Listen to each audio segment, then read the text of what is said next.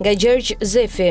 Në ngushticën e Hormuzit nuk po negociohet vetëm kalimi i anijeve, po negociohet me raketa, blokada dhe kërcënime, se kush ka të drejtë të vendosë rregullat e rendit ndërkombëtar. Një ditë Donald Trump propozon që Shtetet e Bashkuara të marrin një tarif prej 20% mbi mallrat që kalojnë përmes këtij korridori strategjik. Ditën tjetër, tërhiqet dhe deklaron se askush nuk duhet të tarifojë lundrimin në Hormuz. Tarifa u zëvendësua me premtimin për marrëveshje tregtare dhe investime me vendet arabe të gjirit, por blokada ndaj anijeve të lidhura me portet iraniane mbeti në fuqi. Pra u hoq fatura, por jo armët. Kjo është kontradikta që po e mban lindjen e mesme pezull mbi humner. Washingtoni thotë se mbron lirin e lundrimit, ndërsa njëkohësisht vendos se cilat anije mund të lundrojnë dhe cilat jo. Teherani pretendon sovranitet dhe të drejtë kontrolli mbi ngushticën, por përdor kërcënimin ndaj transportit ndërkombëtar si instrument presioni. Të dyja palët flasin për siguri.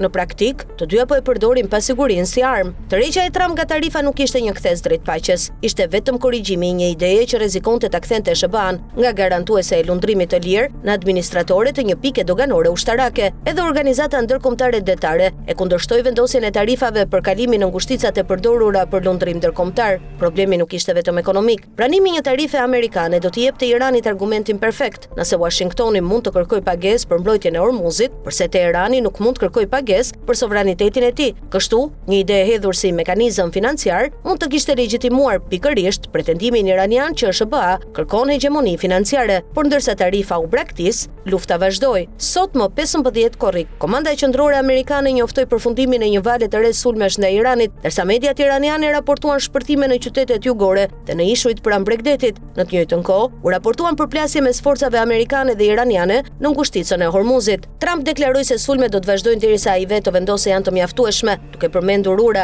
centrale dhe infrastrukturë energjetike si objektiva të mundshme. Kjo nuk është më gjua e një operacioni të kufizuar, është gjua e një lufte pa afat të përcaktuar, të lidhur jo me një marrëveshje, rezolut apo objektiv të matshëm, por me vullnetin personal të presidentit amerikan. Dhe këtu fillon rreziku i madh. Një konflikt mund të nisë me objektiva ushtarake të deklaruara, por sapo në listë futen centralet, urat, portet dhe rrugët e energjisë, kufiri mes presionit strategjik dhe shkatrimit ekonomik, bëhet gjithnjë e më i padukshëm. Në anën tjetër, Garda Revolucionare Iraniane ka kërcënuar se nëse bllokohen eksportet e Iranit, mund të ndalen edhe eksportet energjetike të pjesës tjetër të rajonit. Mesazhi është brutal: ose na lejoni të shesim naftën ton, ose askush nuk do ta shes të vetën. Kështu, Hormuzi po shndërrohet në një mekanizëm shantazhi të dyfisht. SBA përdor përsinë ushtarake për të izoluar Iranin. Irani përdor pozicionin gjeografik për të kërcënuar ekonominë botërore. Vendet arabe të gjirit, edhe kur nuk duan të jenë pjesë e konfliktit, gjenden mes bazave amerikane, raketave iraniane dhe frikës se infrastruktura e tyre energjetike mund të kthehet në objektiv. Në këtë përplasje nuk ka fitues të pastër. Trump mund të deklarojë se SBA po mbron Hormuzin për gjithë botën, por mbrojtja e një korridori tregtar mund të ndahet nga pasojat e bombardimeve që e rrethojnë. Teherani mund të pretendojë se po mbron sovranitetin kombëtar, por sovraniteti nuk jep askujt të drejtën të mbajë peng furnizimin energjetik të vendeve të tjera. Ndërkohë tregjet e kanë kuptuar para diplomatëve se Hormuzi nuk është më një pikë kalimi, por një prim rreziku. Çmimet e naftës u rritën ndërsa sulmet, blokada dhe kërcënimi për tarifën trazuan transportin detar. Ato u tërhoqën pjesërisht vetëm pasi Trump praktisi planin e tarifimit. Prandaj kthesa e Trump për tarifën nuk duhet lexuar si shenjë moderimi.